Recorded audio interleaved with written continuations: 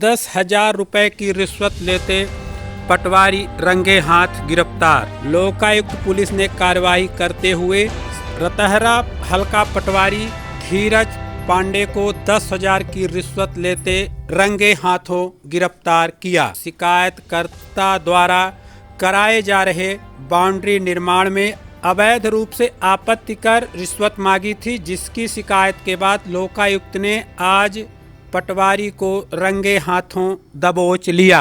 शिकायतकर्ता अनुराग मिश्रा ने बताया कि वह अपनी निजी भूमि जो करीब 32 डिसमिल है उसी पर बाउंड्री वाल का निर्माण कार्य करा रहे थे, जिस पर आपत्तिकर पटवारी द्वारा 5,000 रिश्वत लिया गया और फिर से 10,000 रुपए की मांग की, यह कहते हुए कि तहसीलदार साहब ने मांगा है, अगर नहीं दोगे तो निर्माण कार्य पर कोई ना कोई कमी निकाल कर काम रुकवा दिया जाएगा।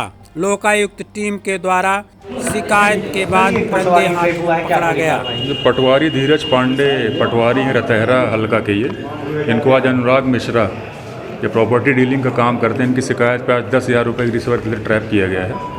इनके निर्माण कार्य जो कर रहे थे अपनी ज़मीन पे, उस पर ना अवैध रूप से आपत्ति दर्ज कर रहे थे कि आप सरकारी ज़मीन पर निर्माण कर रहे हैं, जबकि बाकायदा सीमांकन हो चुका था उस ज़मीन का, उनकी खुद की प्रॉपर्टी थी वो। तो अवैध रूप से उस पर आपत्ति करके 10,000 रुपये की मांग की, इस पर लेते आज ट्रैप किया गया इनको। पूर्व में भी इस तरह की कार्रवाई हुई है? ये पूर्व में भी एक बार धारा 7 अनावश्यक घूस की मांग में एक बार इन पर मुकदमा चल चुका है, और उसके बारे में पूरी जानकारी अभी क्लियर नहीं है, लेकिन वो ट्रायल में है, कोर्ट में लग रहा मामला है। सर ये फरियादी कहाँ के हैं? ये फरियादी भी रीवा के रहने वाले हैं, रतहरा। जमीन कहाँ की? ये ज़मीन के बारे में जानकारी अभी क्लियर मेरे पास डॉक्यूमेंट में दे पाऊँगा बाद में। और ज़मीन भी रीवा की है एक्चुअली, ज़िले की, और अपनी ज़मीन पर निर्माण कार्य कर रहे थे, उसी में वो गड़बड़ हुई है। कौन सी तहसील है सर? ये रतहरा तहसील तो रीवा ही है, रतहरा हल्का का मामला है ये। सर ये आपसे किस बात के लिए रिश्वत मांगी गई थी?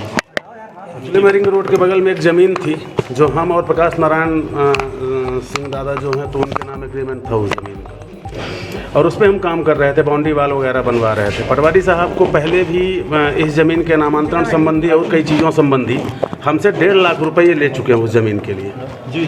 सिर्फ नामांतरण और छोटी सी 32.5 डिसमिल ज़मीन के लिए हमसे ये 1.5 लाख रुपए ले चुके। उसके बाद 4-5 दिन पहले इनने कहा कि हम बाउंड्री का निर्माण करवा रहे थे, तो उसमें इनने कहा कि आप जो है तो सरकारी ज़मीन में बाउंड्री का निर्माण कर रहे हैं। हमने कहा साहब आके एक बार आप नाप लो ज़मीन को, अगर सरकारी में है तो अपनी बाउंड्री निकाल लेंगे। ये वहाँ पे पहुँचे और नापने के बाद 5,000 रुपये उस दिन भी हमसे लिए नापने के पहले, और पहुँचे वहाँ तो बोले कि हाँ आपकी तो 2 फीट 3 फीट अंदर है बाउंड्री, बढ़िया है, कोई दिक्कत नहीं। उसके बाद शाम को हमको फिर से फ़ोन करते हैं और बोलते हैं कि आपने जो है तो वो मिले नहीं, फिर शाम के बोले थे। तो हम जब शाम के गए फिर से मिलने, हमने कहा बोलिए साहब अब तो हमारी ज़मीन भी अंदर है, सारी चीज़ें ठीक है। तब ये बोलते हैं कि तहसीलदार साहब बोले हैं कि 10,000 रुपये और आप दे दो, और नहीं तो किसी न किसी तरीके का उसमें आपत्ति कर देंगे। सर ये 1.5 लाख रुपये आपने किस बात के दिए थे?